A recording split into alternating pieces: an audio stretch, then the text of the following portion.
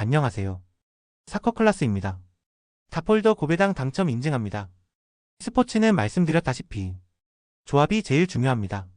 조합이 어려우신 분들은 저희 스포츠 정보 공유방에서 무료로 공유해드리니 아래 고정 댓글로 편하게 말 걸어주시면 됩니다. 홈팀 유벤투스 포메이션은 3-4-3이며 콜로 무아니는 중앙에서 움직임이 유연한 스트라이커로 마무리와 연계 모두의 강점을 보인다.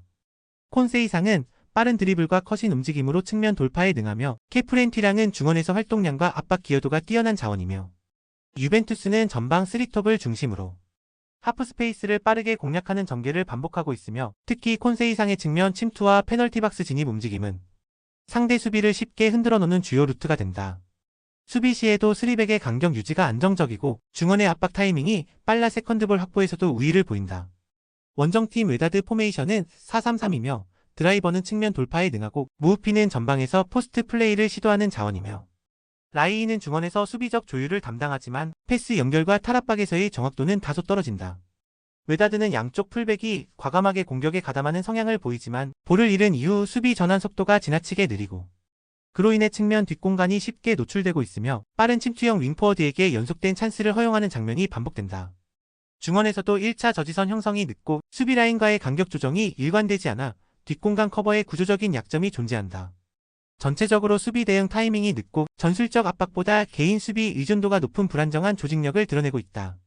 유벤투스는 콘세이상과 케프렌티랑 중심의 공격 루트가 명확하게 전개되며 3백 기반의 수비 안정성도 겸비한 팀이며 웨다드는 측면 수비 리커버리와 전환 속도에서 명백한 약점을 드러내고 있으며 전술적 응집력 부족 또한 실점 위기로 이어지고 있고 이 매치는 콘세이상의 돌파와 하프스페이스 공략이 반복되며 유벤투스가 흐름을 쥐고 가는 시나리오가 유력하며 결국 조직력, 압박 타이밍, 전개 속도 모두에서 앞서는 유벤투스 쪽으로 무게가 쏠리는 매치다.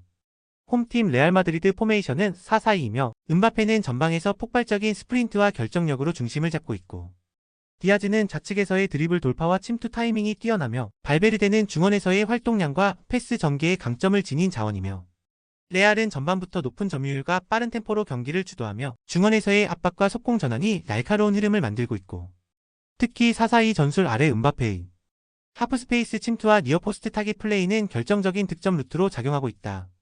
원정팀 파추카 포메이션은 4-2-3-1이며 호세 론던은 전방 제공권과 포스트 플레이에서 일정한 역할을 수행하고 있고 이드리시는 측면 드리블 돌파는 위력적이지만 마무리 정확도는 다소 떨어지고 몬티엘은 중원 수비형 미드필더로 템포 조절에 기여한다. 하지만 경기 중 수비와 미드필더 간 간격이 자주 벌어지며 하프라인 뒤 공간을 상대에게 내주는 구조적 결함이 존재한다. 특히 수비 블록이 낮고 미드필더 라인이 늦게 따라붙기 때문에 상대 강팀에게 실점을 허용하는 패턴이 반복되고 있다.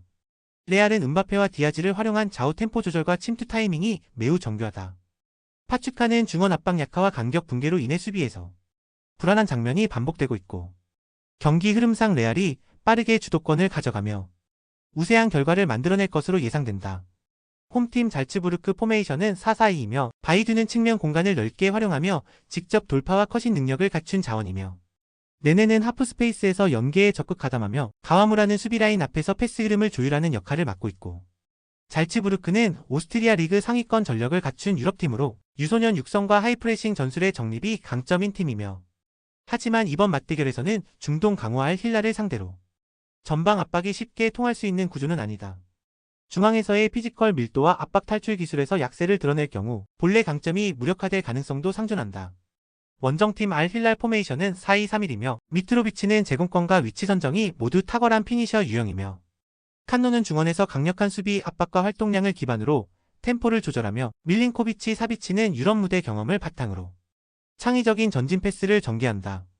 알 힐랄은 유럽 빅리그에서 활약했던 사비치를 중심으로 미트로비치, 쿨리발리, 네베스, 야신, 부누 골키퍼 등 전력 구성이 매우 탄탄하고 단순히 유럽팀이라는 이유로 잘츠부르크가 우위라고 평가하기는 어려우며 실제 전력 차이는 오히려 알 힐랄이 앞선다는 분석이 설득력을 얻고 있고 특히 미트로비치와 사비치 모두 대회가 거듭될수록 감각을 끌어올리고 있어 잘츠부르크 수비진이 90분 내내 이들을 억제하기에는 분명한 한계가 존재한다.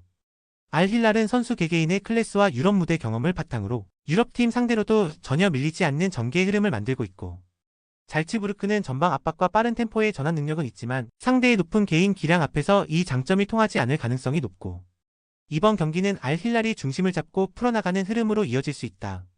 홈팀 사우디아라비아 포메이션은 4-3-3이며 알셰흐리는 전방에서 활동량과 연계가 준수한 자원이지만 결정력에서는 아쉬움을 보이고 있고, 알사하피는 좌측 윙에서 돌파 능력은 있으나 수비 전환 시 집중력이 흔들리는 경향이 있으며, 알 아부드는 중원에서 템포 조절 역할을 수행하나 유럽파에 밀려 실전 감각이 저하된 상태고, 사우디는 유럽 출신 용병들이 대거 유입된 자국 리그의 변화 속에서 국가대표 선수들이 경기 출전 시간을 확보하지 못하고 있는 상황이며, 공격 전개는 측면을 중심으로 펼쳐지지만 크로스 완성도와 마무리에서 지속적인 아쉬움을 남기고 있고, 전반적으로 전방 압박 강도도 낮고 측면 수비 커버 속도 또한 느려지고 있는 흐름이다. 원정팀 트리니다드 토바고 포메이션은 5-4-1이며 이사야리는 역습 시 빠른 침투가 가능한 자원이지만 고립되는 경우가 많고, 스파이서는 수비적인 헌신도가 높은 중원 자원이며 몰리노는 탈압박과 공간 커버 능력에서 비교적 안정감을 주는 선수고, 트리니다드 토바고는 철저한 수비 중심 운영을 바탕으로 5백 라인을 촘촘하게 유지하며 최종 수비 라인 바로 앞에 4명의 미드필더를 세워 두 줄 수비 형태를 구축하고 있고, 측면 수비 조직이 잘 짜여 있고 박스 근처에서는 집중 수비로 상대의 침투를 원천 차단하는 흐름을 보여준다. 공격에서는 롱볼과 순간 역습 외에는 위협적인 루트가 부족하지만 실점 억제에 초점을 맞춘 운영으로 경기를 끌고 가고 있다. 이번 매치는 사우디의 공격 흐름 부재와 트리니다드 토바고의 밀집 수비 전술이 맞물리며 전반적으로 루즈한 경기 흐름이 반복될 가능성이 높고, 공격이 풀리지 않는 사우디와 실점 억제에만 집중하는 트리니다드 토바고의 전략이 충돌하며 이 경기는 승부 없이 끝나는 흐름을 충분히 예상할 수 있는 경기다. 홈팀 미국 포메이션은 4-2-3-1이며 아게망은 전방에서 압박과 제공권 모두 활용 가능한 스트라이커고, 맥글리는 중원에서 안정적인 볼 배급과 경기 템포 조절을 담당하고 있으며 틸만은 이선에서 유연한 공간 침투와 중거리 슈팅으로 결정적인 위협을 만들어내는 자원이며, 미국은 전체적인 라인 밸런스가 잘 잡혀 있으며 볼 점유율을 바탕으로 안정적으로 경기를 주도해 나가는 팀이며, 특히 중원에서의 간결한 패스 흐름과 측면 크로스 패턴은 공격 전개의 핵심 축이다. 원정팀 IT 포메이션은 4-4-2이며 피에로는 빠른 침투를 통한 뒷공간 활용 능력이 있는 자원이며, 디드스는 측면에서 활동량이 풍부하지만 수비 가담에서 불안 요소가 많고, 짱 자크는 중원 압박 능력은 있으나 볼 연결과 전진성에서는 한계를 보이고 있고, 주전 수비수 두베른이 퇴장 징계로 결장하며 수비라인 안정감이 급격히 흔들릴 가능성이 크고, 라인 간격 유지가 어려운 상황에서 중앙 공간이 쉽게 열릴 수 있으며 전체적으로 압박을 견디는 조직적 완성도가 떨어진다는 약점을 드러내고 있다. 미국은 포지션 간 거리 조절과 전방 압박의 완성도가 매우 높은 팀이며, IT는 수비 핵심 결정과 함께 전술 대응력이 현저히 떨어지고 있으며 이 경기는 미국이 안정적으로 경기를 장악하고 승리를 가져갈 수 있는 전개 흐름이다. 홈팀 맨시티 포메이션은 4-2-3-1이며 홀란드는 박스 안에서의 결정력과 피지컬 우위를 동시에 갖춘 핵심 피니셔고, 베르나르두 실바는 중앙과 측면을 오가며 볼 전개의 연결고리 역할을 수행하고, 마르무시는 세컨 라인에서의 공간 침투와 연계가 뛰어난 자원이며, 맨시티는 과르디올라 감독 특유의 전술 컬러를 바탕으로 볼이 있는 지역의 수적인 우위를 형성하며 점유율을 장악해 나가는 팀이며, 특히 측면과 하프스페이스 구간에서 볼의 흐름을 유지하며 상대를 지치게 만드는 흐름을 전술적으로 반복하는 구조를 가지고 있다. 원정팀 알아인 포메이션은 4-3-3이며 라바는 제공권을 통해 이선과의 연계를 시도하는 전방 옵션이며, 카쿠는 중원에서 볼 배급과 탈압박에 주력하고 있으며 아바스는 좌측 라인을 중심으로 빠른 침투와 컷인을 시도하는 유형이다. 하지만 알아인은 전체적으로 점유율 경쟁에서 우위를 점하기 어려운 구조를 보이고 있으며 전방 압박의 강도 또한 일정하지 않고, 수비 라인이 얇아지고 체력이 떨어지는 후반 구간에서는 반복적인 뒷공간 노출이 발생할 가능성도 높아 보인다. 맨시티는 점유율 장악을 통한 체력 소진 유도와 볼 소유 흐름의 안정성 모두에서 탁월한 모습을 보이고 있고, 알아인은 맨시티의 템포 조절과 패스 회전에 대응하기엔 체력적, 구조적 부담이 큰 편이며 경기 흐름상 맨시티가 상대를 지치게 만들며 결과를 만들어낼 가능성이 크다.